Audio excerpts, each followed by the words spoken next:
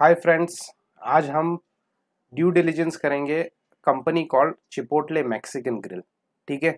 अब इस कंपनी का हम फाइनेंशियल मॉडल बनाएंगे, उसके बाद डीसीएफ वैल्यूएशंस बनाएंगे, लेकिन उससे पहले ये कंपनी क्या है, कौन है, एक थोड़ा ड्यू डिलिजेंस करेंगे।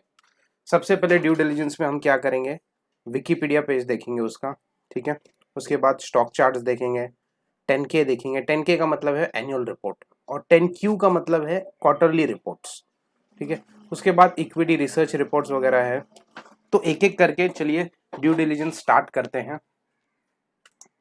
अब देखिए, जैसे कि मैंने यहाँ पे गूगल सर्च में चिपोटले करके डाल दिया है और चिपोटले डालने के बाद ये कंपनी का पेज खुलता है विकीपीडिया। तो Chipotle Mexican Grill is an often simply as a Chipotle American fast chain restaurants company. Stock price इसका ये है, सीईओ ये है, फाउंडर ये है, रेवेन्यू ये है, हेडक्वार्टर्स यहाँ पर है, फाउंड 93 में हुआ था, अभी तक नंबर ऑफ एम्प्लॉयज यहाँ पे है, सब्सिडरीज ये है। विकीपीडिया से हमको क्या मिलेगा, एक बेसिकली एक स्नीक पिक मिल जाता है कंपनी के बारे में। ठीक है।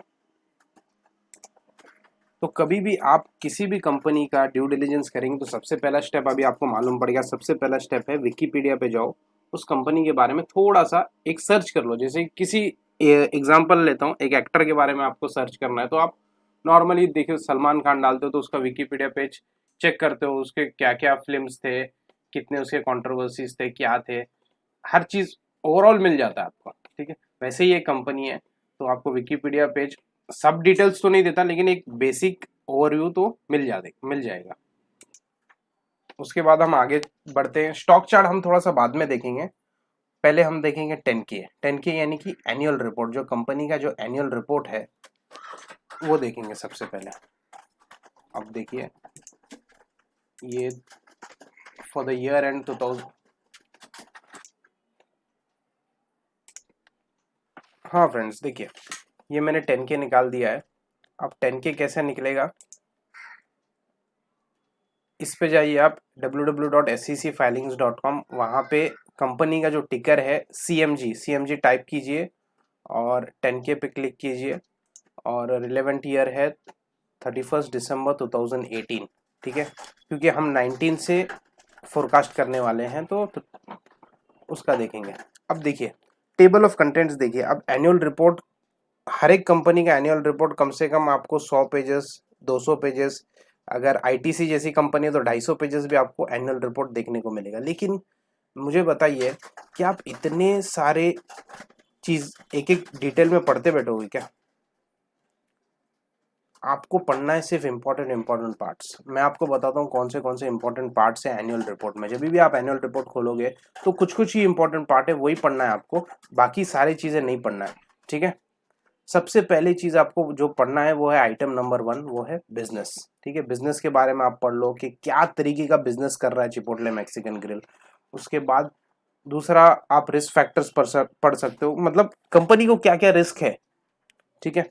दूसरा चीज है अनरिजॉल्व स्टाफ कमेंट्स, यानी कि कितने कितने उनके ये है, ओ क्या बोलते हैं ना, कितने उनके आउटलेट्स है, वो आप यहाँ से पढ़ सकते हो। उसके बाद management discussion and analysis, item number 7 आप पढ़ सकते हो। ये आइटम नंबर 7 क्या है, मतलब मैनेजमेंट का बेसिकली एक ओवरव्यू कि हमारा स्टॉक आगे इतने परसेंट से ग्रो होएगा वगैरह वगैरह। ठीक है, मैनेजमेंट अपने तरफ से कुछ बातें बताता है। जैसे मैंने रिसेंटली, एक कंपनी है, इंडियन कंपनी है, रिलैक्सो फुटवेयर, उसका सीएनबीसी पे उसके सीएफओ का सीएफओ या सीईओ का मैंने इंटरव्यू देखा था। तो उन्होंने बड़े क्लियरली समझाया था कि जीएसटी की वजह से सिंथेटिक रबर का प्राइस बढ़ गया है, इसके वजह से हमको हमारा जो प्राइस बढ़ाना पड़ेगा। अभी रिलैक्सो फुटवेयर आप जाके देखिए, 6 महीने पहले उनके जो स्लीपर्स का जो दाम था और अभी जो स्लीपर जो वेबसाइट पे जो शो कर रहा है थोड़ा सा महंगा हो गया, because of inflation, because of GST, rubber के ऊपर जीएसटी बढ़ गया। ये सब चीजें आपको कहाँ मिलेगी, या तो मैनेजमेंट डिस्कशन एनालिसिस पे मिलेगा, या तो ऐसे इंटरव्यू जैसे मैं अभी इंटरव्यू का डिस्कस किया वो वैसे इंटरव्यू आपको सुनना पड़ेगा। ठीक है, बिजनेस न्यूज पे। तो आइटम नंबर 7 हमारे लिए रिलेवेंट है। मैंने अभी तक क्या बताया, आइटम नंबर 1 बिजनेस, के चिपोटले मैक्सिकन ग्रिल क्या बिजनेस कर रहा है, उसका कौन सा बिजनेस है, रिस्क फैक्टर्स क्या है, आइटम नंबर 1 भी पढ़ लीजिए। ठीक है, उसके प्रॉपर्टीज वगैरह कहाँ पे कितने आउटलेट है। आइटम नंबर 7 यानी कि मैनेजमेंट का ओवरव्यू, ये स्टॉक के बारे में हम कितने % से ग्रो होंगे, आगे क्या चैलेंजेस आएंगे, टैक्स के रिलेटेड क्या बातें होंगे, और लास्ट जो इम्पोर्टेंट वाली चीज़ है वो है क्वांटिटेटिव एंड क्वालिटेटिव डिस्क्लोजर्स। ठीक है, उसके बाद है हमारा फाइनेंशियल स्टेटमेंट। फाइनेंशियल स्टेटमेंट में आपको कैश फ्लो, बैलेंस शीट, ठीक है, इनकम स्टेटमेंट, सब चीज़ें देखने को मिलेगी। अब इन डेप्थ जाते हैं, थोड़ा पढ़ते हैं उसके बारे में। मैंने ओवरऑल एक आइडिया ले लिया है, ठीक है, तो मैं आपको बताऊंगा। अब देखिए, बिजनेस पे मैं गया तो आप पढ़ सकते हो कि चिपोटले क्या बिजनेस कर रही है। तो बेसिकली ये कुछ प्रोडक्ट सेल कर रहे हैं, जैसे कि ये डोमिनोज है, केएफसी है, इनके अपने कुछ मेनूज है। ठीक है, तो इनके अपने मेनू में क्या प्रोडक्ट है इनके, burritos, burrito bowl, tacos and salad वगैरह। ठीक है, अभी इसका मैं फोटो दिखाऊंगा आपको, ये क्या है, कौन कैसे दिखते हैं। अब देखिए, ये है इनका सैलेड, ये बिकता है। ये है इनका चिकन ग्रिल। ठीक है, ये है इनका, ये रोल कुछ है, ये स्टफ कर रहे हैं, ये बर्गर टाइप कुछ है। तो ऐसे कुछ प्रोडक्ट्स बनाते हैं चिपोटले मैक्सिकन ग्रिल। ठीक है, देखिए ये रोल है इनका, आपको दिख रहा होगा कि नहीं, आई डोंट नो। ये रोल के अंदर आप देख सकते हो चिकन भी है, राइस भी है, और मालूम नहीं क्या क्या चीज़ ये लोग ने डाल के बनाया हुआ है। ठीक है, तो ये सारी चीज़ है, तो आपको बेसिक एक आइडिया पता लग गया होगा कि इनके प्रोडक्ट्स क्या क्या है। ठीक है, तो बिजनेस के बारे में थोड़ा सा जान लिया हम लोगों ने। तो बेसिकली इनका कौन सा बिजनेस है, इनका QSR बिजनेस है, quick restaurant, quick service restaurant, sorry, quick service restaurant, यानी कि जैसे डोमिनोज है, KFC है, मैकडोनल्ड है, ऐसे ही इनका चिपोटले मैक्सिकन ग्रिल है। कहाँ पे है, अमेरिका में ही चलता है इनका। अब जो पढ़ने वाली चीज़ है, बिजनेस स्ट्रेटेजी वगैरह आप पढ़ सकते हो, परचेज एंड फूड सेफ्टी वगैरह आप पढ़ सकते हो। जो इंपॉर्टेंट जो पढ़ने वाली चीज़ है ये है कंपटीशन।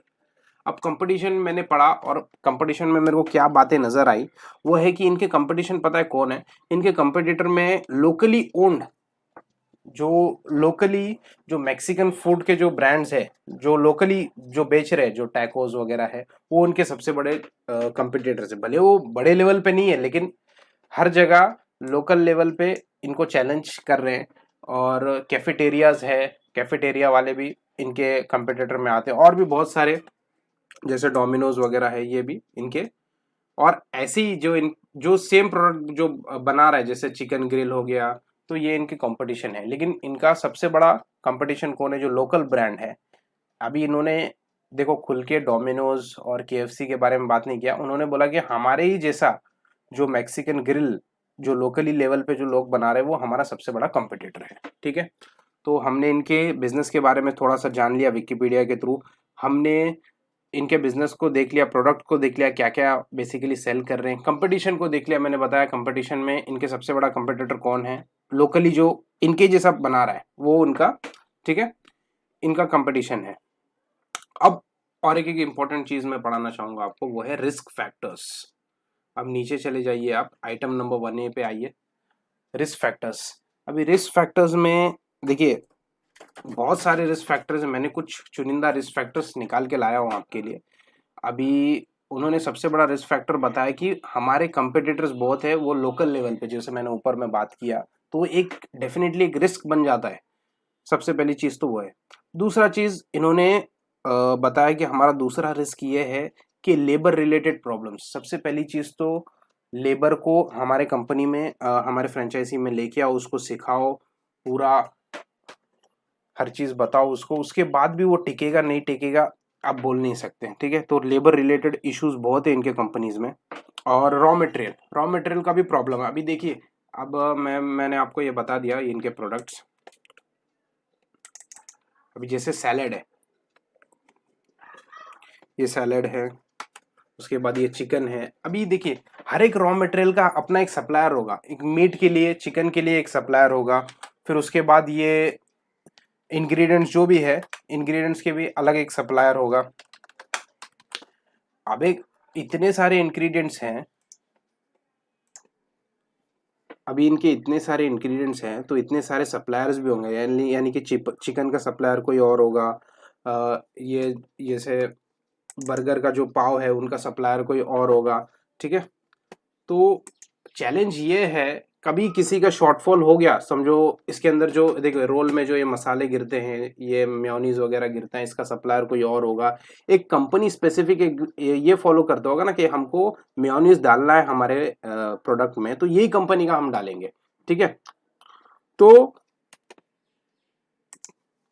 मेयोनीज हमको डालना है तो यही कंपनी का हम डालेंगे, लेकिन कभी ऐसा भी हो सकता है ना कि वो कंपनी समझो रॉ मटेरियल को शॉर्टेज हो गया, उसके बदले पे हम दूसरा अवेलेबल मेयोनीज का कंपनी है वो मिल रहा है, लेकिन क्या होगा उससे उससे हमारे प्रोडक्ट में टेस्ट चेंज हो जाएगा, क्योंकि हर एक मेयोनीज ब्रांड का जो भी है मसाले का अलग अलग टेस्ट होता है। जैसे एवरेस्ट मसाला है, सुहाना मसाला है, एवरेस्ट मसाले का अपना एक अलग टेस्ट है, सुहाना मसाले का अपना एक अलग टेस्ट है। अभी एवरेस्ट का सप्लायर समझो नहीं दे रहा है माल टाइम पे, और सुहाना वाला बोल रहा है कि मेरा ले लो जब तक और आप बना दो अपना प्रोडक्ट, लेकिन टेस्ट में तो फर्क आ जाएगा ना, उसका मसाला उसका मसाले में फर्क है। तो ये सारे चैलेंजेस हैं इनको, ठीक है। जाते हैं इनके इस पे वेबसाइट पे, ठीक है। रिस्क फैक्टर्स मैंने बता दिया क्या क्या रिस्क फैक्टर है। सबसे पहले रिस्क फैक्टर क्या है, मेरे को जो नजर आया, जो मैंने 3 इंपॉर्टेंट निकाल के लाया, वो है मैनी कंपटीशन लोकली, यानी कि इनके जैसे लोकल में बनाने वाले इनके ही प्रोडक्ट बहुत है।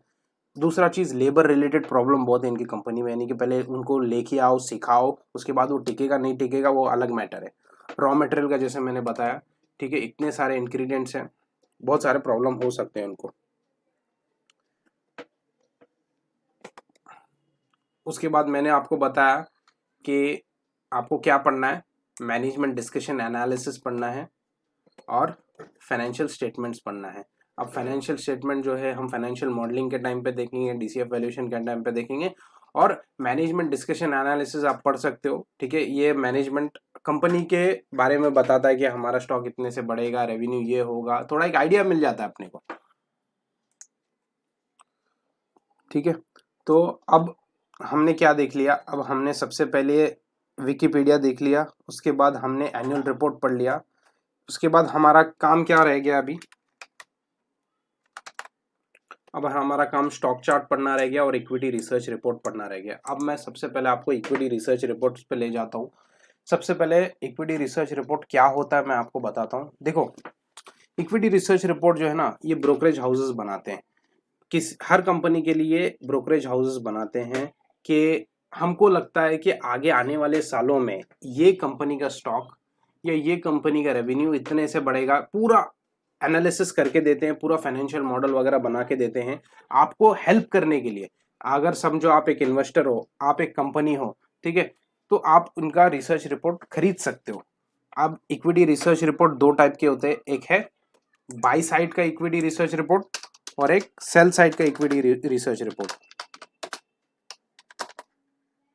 ये 2 टाइप के इक्विटी रिसर्च रिपोर्ट होते हैं। अब मैं इन डिटेल में बताता हूँ दोनों का ये क्या है।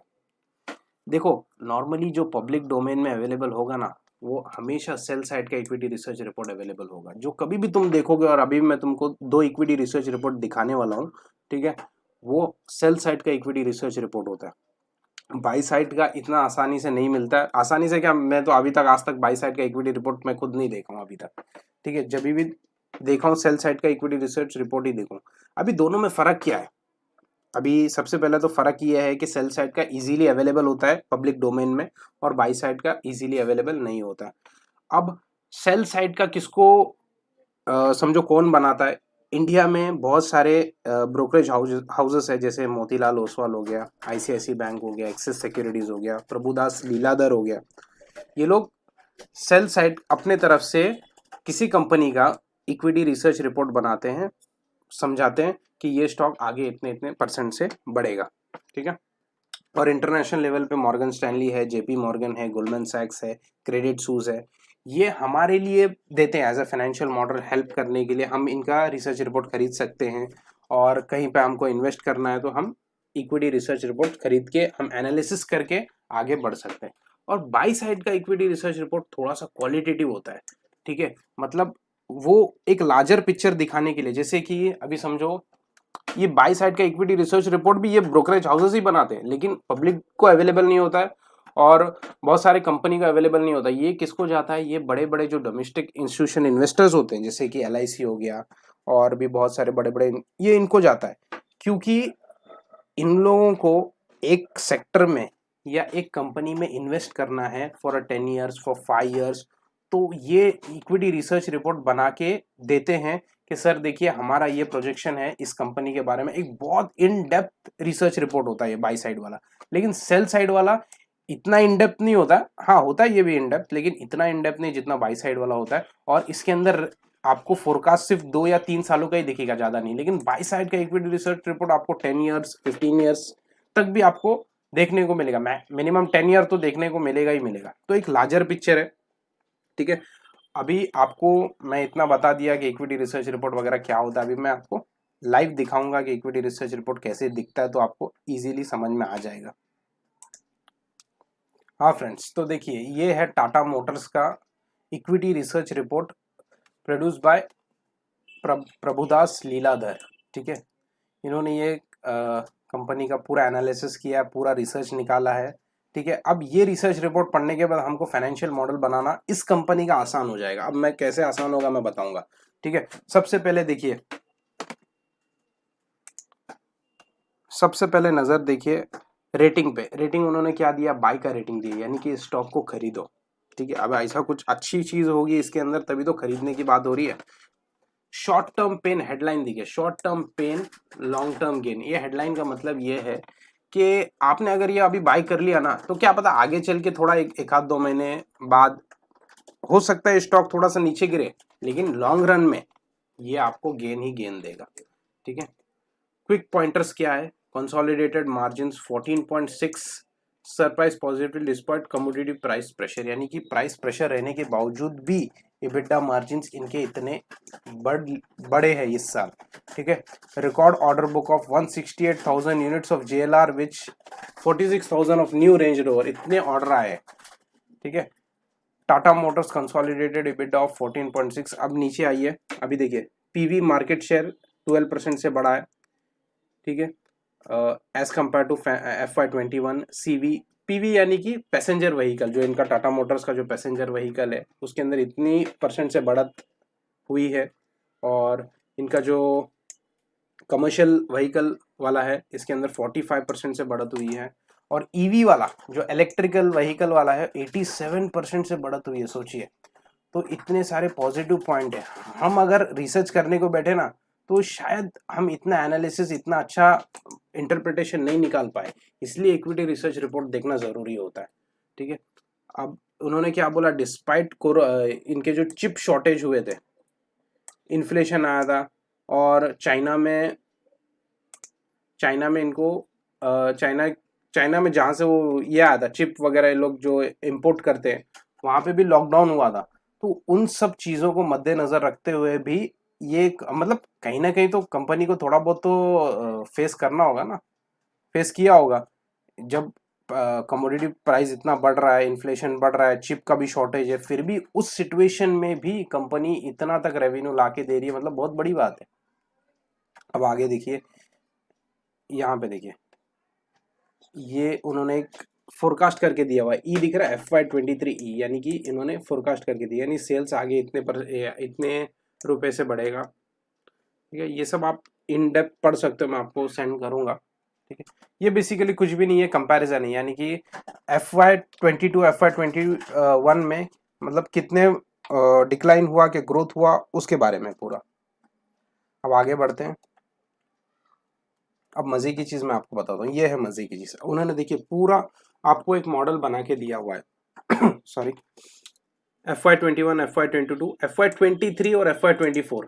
अभी आप अगर फोरकास्ट करने बैठे तो देखिए आपको year on year growth rate इन्होंने एज्यूम किया कि इतना से बढ़ेगा, मार्जिन्स देखिए इतने से बढ़ेगा, EBITDA मार्जिन्स देखिए, EBIT मार्जिन्स देखिए, उनके मार्जिन्स आप लेकर के भी अपना फाइनेंशियल मॉडल बना सकते हो। अपना रिसर्च अपने एंड पे कीजिए, लेकिन एक बार इक्विटी रिसर्च रिपोर्ट देखना बहुत ज़रूरी है, क्योंकि ये लोग जो एनालिसिस करते हैं इनके पास जो दिमाग होता है वो हमारे पास, इनकी बाकायदा पूरा टीम होता है, पूरा कंपनी है ये, ठीक है। और हम एज ए इंडिविजुअल हम क्या कर लेंगे, हमारा रिसर्च और इनका रिसर्च में ज़मीन आसमान का फ़र्क है, ठीक है। तो आप अपना एनालिसिस करो, अपना रिसर्च करो, लेकिन एक बार जो पब्लिक डोमेन में कंपनी स्पेसिफिक का इक्विटी रिसर्च रिपोर्ट दिया हुआ है, इसको एक बार जरूर देखना जरूरी है। देखिए ये कैश फ्लो स्टेटमेंट वगैरह सब हर चीज बना के दिया हुआ है। अब दूसरी चीज है प्राइस चार्ट। अब 2 साल का इन्होंने एक प्राइस चार्ट दिया हुआ, मई 19 से चालू हो रहा है और मई 22 तक उन्होंने बताया। अब देखिए स्टॉक, देखिए मई 19 पे यहाँ पे था और बढ़ते बढ़ते बढ़ते मतलब कहीं ना कहीं 2 साल में स्टॉक बहुत बड़ा है। अब ये क्या है, 19 में 21 7 जुलाई, यानी कि ये तारीख पे प्रभुदास लीलाधर ने इनका रिपोर्ट बनाया और हमें हमेशा बाय का रेटिंग, बाय का रेटिंग, बाय का रेटिंग, यानी कि हमेशा मैक्सिमम टाइम इन्होंने बाय का रेटिंग ही दिया। बाय का रेटिंग का मतलब क्या है कि कुछ ना कुछ अच्छा हुआ है, प्रॉफिटेबिलिटी मार्जिन बढ़ी है, हर चीज अच्छा हुआ तभी बाय का रेटिंग आता है। ठीक है। अब इनके कंपिटिटर्स देखिए, सबसे बड़ा इनका कंपिटिटर है अशोक लेलैंड, बजाज ऑटो, भारत फौज, सीएट वगैरह। ठीक है। अब रिकमेंडेशन पे आते हैं। रिकमेंडेशन इन्होंने क्या दिया था, बाय का। बाय के लिए रिकमेंडेशन देने के लिए कुछ क्राइटेरिया है, यानी कि आपका प्रॉफिटेबिलिटी मार्जिन अगर 15% से अगर बढ़ जाए तो बाय का रेटिंग हमारी तरफ से मिलेगा। ये कंपनी इनका प्रभुदास लीलाधर का एक स्टैंडर्ड है। ठीक है। एक्यूमुलेट, होल्ड, होल्ड यानी कि संभाल के रखो, अभी ना बेचो ना खरीदो। रेड्यूस यानी मतलब सेल से थोड़ा ऊपर है, ऐसा मतलब उन्होंने बहुत और थोड़ा सा कॉम्प्लिकेट कर दिया एक्चुअली। बाय, होल्ड और सेल होना चाहिए था, और भी क्राइटेरिया कर दिया उन्होंने। ठीक है। तो नॉर्मली 3 ही क्राइटेरिया होता है, बाय, होल्ड और सेल। ठीक है।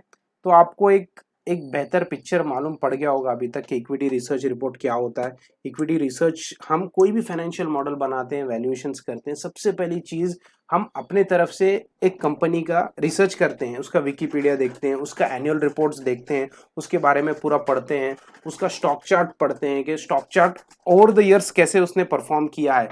मतलब स्टॉक चार्ट गिरा तो क्यों गिरा, उसका गिरने का वजह क्या है, क्या क्वार्टर रिजल्ट्स में कुछ ना कुछ कमी हुई थी, क्या क्वार्टर 2 में कुछ ना कुछ लॉस हुए थे, क्वार्टर 3 में कुछ लॉस हुए थे, स्टॉक प्राइस क्यों गिरा। हम हर एक चीज इन डेप्थ जाके एज ए एनालिसिस हम सर्च करते हैं। ठीक है। और उसके बाद मैंने बताया कि इक्विटी रिसर्च रिपोर्ट जो पब्लिक डोमेन में अवेलेबल, ये सेल साइड का इक्विटी रिसर्च रिपोर्ट है। मैंने आपको बताया 2 टाइप की इक्विटी रिसर्च रिपोर्ट होते हैं, कि बाई साइड का इक्विटी रिसर्च रिपोर्ट, एक सेल साइड का इक्विटी रिसर्च रिपोर्ट। तो ये जो आपके सामने है वो है सेल साइड का इक्विटी रिसर्च रिपोर्ट। ठीक है। आपको एनालिसिस सॉरी आपको एनालिसिस करना अब बहुत अच्छे से आ गया होगा। ठीक है। टाटा मोटर्स का रेटिंग बाय है, अब आपको पढ़ने भी आ गया होगा कि इक्विटी रिसर्च रिपोर्ट को आप कैसे पढ़ते हैं, कैसे इंटरप्रेट करते हैं, और फाइनेंशियल मॉडल बनाने से पहले हम एक नज़र हम देख लेते हैं।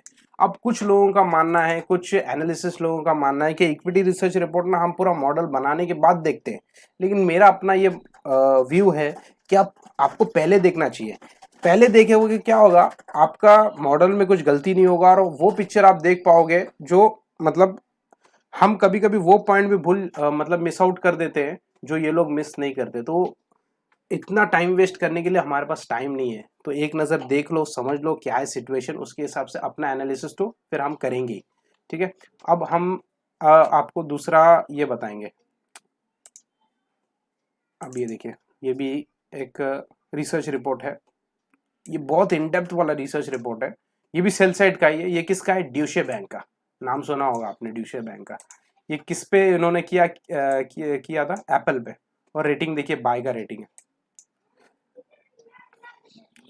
तो इतना इन डेप्थ लेवल पे लोगों ने जा जाके किया था, और थोड़े चीज़ों को लोगों ने कॉम्प्लिकेट कर दिया। जैसे अगर अगर आप और मैं जैसे लोग पढ़े इसको, स्टॉक रिपोर्ट को, ये सॉरी ये इक्विटी रिसर्च रिपोर्ट को, तो चीज़ें इतना समझ में नहीं आएगा।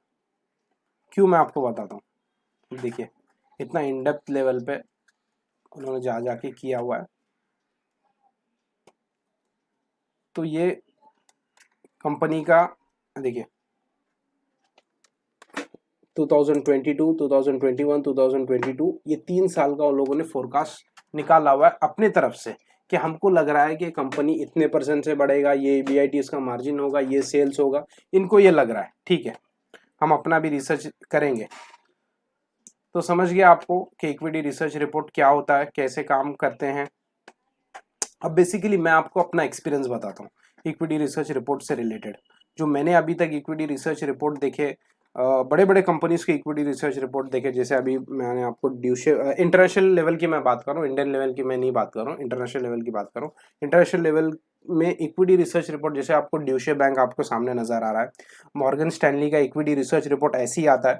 उसके बाद जेपी मॉर्गन का आता है, कोवेन करके एक कंपनी है, COWEN, कोवेन करके एक कंपनी, उसका एक इक्विटी रिसर्च रिपोर्ट आता है।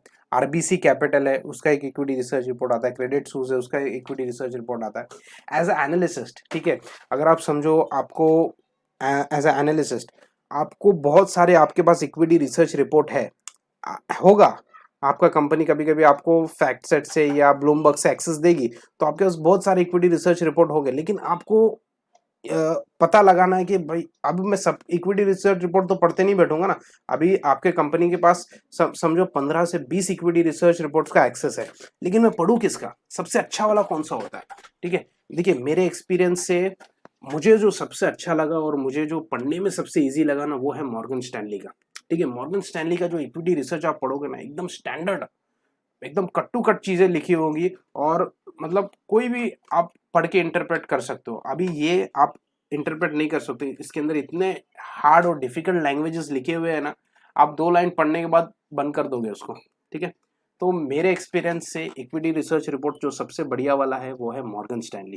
ठीक है, और जेपी मॉर्गन का भी अपना इक्विटी रिसर्च रिपोर्ट आता है। क्रेडिट सूज का भी आता है। क्रेडिट सूज का मुझे लगता है ये लोग बहुत ज्यादा कंजर्वेटिव खेलते हैं।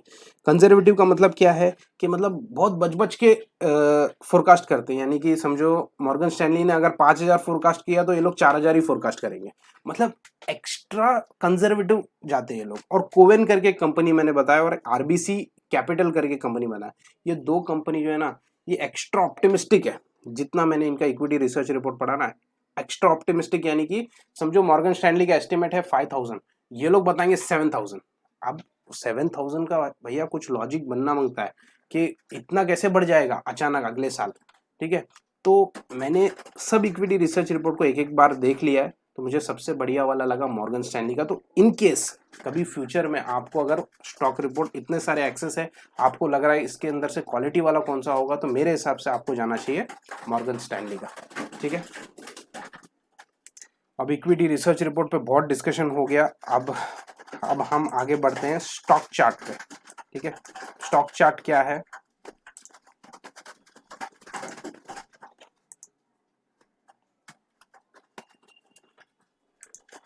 अब देखिए, ये चिपोटले मैक्सिकन ग्रिल, अभी इसका करंट मार्केट प्राइस ये चल रहा है, और इसका हम पूरा जब से इसका ये हुआ था, आईपीओ हुआ था 2006 में, तब से देखिए यहाँ से लेके पूरा अब तक यहाँ इसका प्राइस चल रहा है। मतलब कहाँ से स्टार्ट हुआ था, 42 से स्टार्ट हुआ था, और अभी 1600 1650 के करीब ट्रेड कर रहा था। लेकिन बीच के अंदर बीच में ऐसा कुछ फैक्टर्स हुए थे, ये कंपनी में ऐसा कुछ सिचुएशन आया था, जो ऐसा समझो कि कंपनी बंद करने की नौबत आ गई थी। ठीक है, मतलब आप सोचो ना, अभी ये कंपनी यहाँ ट्रेड करे हो, यहाँ से धीरे धीरे धीरे ये इतना बढ़ गई है कंपनी, सॉरी, इतना ये कंपनी बढ़ गई है, लेकिन 2015 में ऐसा सिचुएशन आ गया था, ये कंपनी बंद करने की नौबत, बहुत लोगों को लगा था ये कंपनी बंद हो जाएगी। हुआ क्या था, मैं बताता हूँ। इसका पहले स्टॉक चार्ट मैं आपको दिखाता हूँ 2015 का सिचुएशन। ठीक है, अब देखिए ये आप नीचे देख सकते हो 2016। ठीक है, यहाँ पे स्टॉक प्राइस ट्रेड कर रहा था, और धीरे से धड़ाम से देखिए नीचे आ गया पूरा स्टॉक। इतना डेंजरस चीज था ये कंपनी के लिए। फिर ये आगे का सिनेरियो आप देख ही सकते हो, लेकिन ये वाला जो पॉइंट था ना, ये बहुत ही ज्यादा डिस्टर्बिंग था शेयर होल्डर्स लोगों के लिए भी और कंपनी एज अ होल के लिए भी। अब क्या हुआ था ये पॉइंट ऑफ टाइम पे मैं आपको बताता हूँ। ठीक है, कंपनी ने बहुत छुपाया है ये सिचुएशन, आगे वाले इन्वेस्टर को ना पता चले, लेकिन मैं आपको बताता हूँ ये सिचुएशन में क्या हुआ था। एक्चुअली ये जो कंपनी है चिपोटले मैक्सिकन ग्रिल, अब जैसे मैंने बताया चिकन वगैरह पे डील करती है, रोल वगैरह बनाती है, प्रोडक्ट्स वगैरह बनाती है। तो देखिए ये सैलेड वगैरह है, रोल वगैरह है। तो हुआ क्या, अब बहुत ही ज़्यादा पेरिशेबल चीज़ है ये। अब ये देखिए चीज़ वगैरह है, मेयोनीज वगैरह है। अब हुआ क्या, अब ये सुबह वाली जो चीज़ है ना, सुबह वाली जो चीज़, अभी समझो मैंने ये सुबह बनाया, अब शाम तक जो है ना ये वैसे ही रहेगा क्या?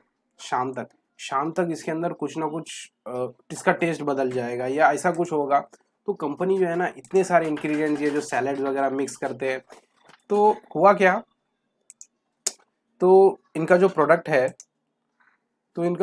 है ये लोग इतना मेंटेन नहीं कर रहे थे, फूड सेफ्टी मेजर्स वगैरह जो भी है, देखिए चीज़ वगैरह मेयोनीज वगैरह इतना मेंटेन नहीं कर रहे थे। तो उससे हुआ क्या, ये समझो फ्रेश नहीं था, और इन्होंने बहुत सारे कस्टमर को ऐसे ही दे दिया। मतलब अभी कंपनी का डिमांड बहुत है, प्रोडक्ट का डिमांड बहुत है, अब वो लोग फूड सेफ्टी मेजर्स पे इतना ध्यान नहीं दे रहे थे, ऐसे ही सबको बेच रहे थे। तो एक हाथ खराब भी था उसके अंदर से, मतलब ऐसा समझो कि वो सुबह बनाया हुआ और शाम तक वो पूरा ये भी हो गया था। अब देखिए ना, अभी एग्जांपल लेता हूँ मैं, जैसे आपने कभी इडली डोसा वगैरह खाया होगा, इडली डोसा के अंदर जो व्हाइट चटनी होती है, सुबह वो व्हाइट चटनी का टेस्ट अलग होता है, लेकिन शाम में होने होने तक वो व्हाइट चटनी एकदम खट्टापन जैसा हो जाता है। तो इसके अंदर इतने सारे प्रोडक्ट्स है, मेयोनीज है, चीज़ है, ये है, वो है। अब शाम तक सोचिए ना, इसका भी टेस्ट तो बदलेगा ना। तो हुआ क्या, इसके अंदर ना इन्फेक्शन होने लगा, और वो और ये कस्टमर को बेच दिया गया, और वो इन्फेक्शन कस्टमर को लग गया, और उसका बैक्टीरिया का नाम है इकोलाई आउटब्रेक।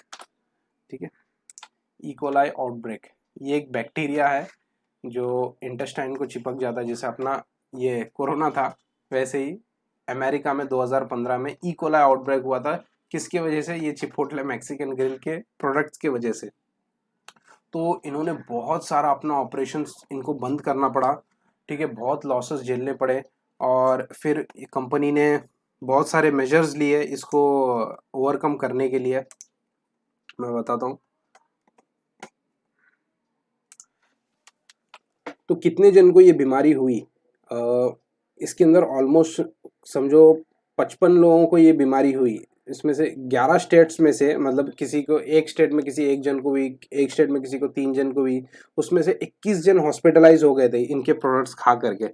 ठीक है, डेथ किसी का भी नहीं हुआ, लेकिन हॉस्पिटलाइज जरूर हुए थे, बिकॉज ऑफ वो कोई फूड ये नहीं क्या, फूड प्रिवेंशन मेजर नहीं ले रहे थे। अब देखिए, चिकन है, राइस है, इसके अंदर इतना सारा स्टफिंग है, और सुबह बनाया हुआ शाम तक जो है ना, अब मीट की लाइफ अलग है, इसके अंदर जो मेयोनीज है उसकी लाइफ अलग है। मेयोनीज का टेस्ट बदल जाएगा, चिकन का भले टेस्ट वैसे ही रहेगा, लेकिन मेयोनीज अंदर का जो मेयोनीज जो डाला हुआ वो उसका टेस्ट बदल जाएगा। उसकी वजह से इन्फेक्शन फैला, और इन्फेक्शन की वजह से बहुत बड़ा डिजास्टर हुआ, और ये कंपनी को बंद करने तक भी नौबत आ गई। बहुत सारे स्टोर्स इनके अमेरिका में बहुत बंद भी हुए, इसीलिए स्टॉक प्राइस इतना इनका नीचे गिरा। ठीक है, यहाँ पे स्टॉक प्राइस इनका इतना नीचे गिरा। फिर कंपनी ने बहुत सारे मेजर्स लिए, फूड सेफ्टी मेजर्स बहुत सारे कंडक्ट किए गए। उसके बाद इन्होंने अपना सीईओ तक बदल दिया, दूसरा कंपनी का सीईओ जो है अपॉइंट किया। वो उनका जो प्रीवियस कंपनी था, उनका कंपनी था टैको बेल्ट, उसका सीईओ अपॉइंट किया गया। बहुत सारे मेजर्स लिए, फिर धीरे धीरे कंपनी जो है रिवाइव में आई, और अभी बहुत अच्छा कर रही है। ठीक है, एक टाइम पे ऐसी नौबत आ गई थी, बंद होने वाला था। तो हम जो मॉडल अब बनाएंगे, फाइनेंशियल मॉडल अब बनाएंगे, इस सिचुएशन को भी मद्देनजर रखते हुए बनाएंगे कि आगे कंपनी ने क्या मेजर्स लिए, क्या ऐसे चीज़ें हुई कि ये इतना गिरने के बाद भी कंपनी अब इतना अच्छा रिटर्न दे रही है। ठीक है, इसलिए मैंने ये कंपनी का मॉडल उठाया। इजी है ये कंपनी, ठीक है। बाकी अमेजोन वगैरह का अगर कंपनी का मॉडल उठाऊं तो इट इज़ कंपैरेटिवली टफ। ठीक है, तो आज हमारा ड्यू डिलिजेंस का लेक्चर यहीं पे ख़त्म हो जाता है। तो आपको ये ड्यू डिलिजेंस का लेक्चर कैसा लगा मुझे ज़रूर बताना, और इससे पहले ये सब चीज़ें आपको पता थी या नहीं पता थी, मुझे ज़रूर फीडबैक शेयर कर देना। उसके बाद हम करेंगे 3 statement financial model. 3 statement financial model से आपको एक आइडिया लग जाएगा कि फाइनेंशियल मॉडल कैसा बनता है, फाइनेंशियल स्टेटमेंट्स के कैसे कैसे लिंक्स होते हैं, कैश फ्लो से बैलेंस शीट कैसे लिंक होता है, बैलेंस शीट से इनकम स्टेटमेंट कैसे लिंक होता है, आपको एक बेसिक आइडिया आ जाएगा। बेसिक आइडिया होने के बाद हम फिर फुल फ्लेज चिपोटले का फाइनेंशियल मॉडल बनाएंगे। ठीक है, विल फोरकास्ट फ्रॉम 2019, 20, 21, 22, 23, 24 ऑनवर्ड्स। ठीक है, इसके अंदर ये चीजें मद्देनजर रखते हुए हम बनाएंगे। उसके बाद हम डीसीएफ वैल्यूएशन बनाएंगे। डीसीएफ वैल्यूएशन के बाद हमारा ये चीज कंप्लीट हो जाता है। ठीक है, तो जरूर मुझसे शेयर करना ये कैसा लगा आज का लेक्चर और कितना इन डेप्थ मैंने कवर किया, जरूर बताना मुझे।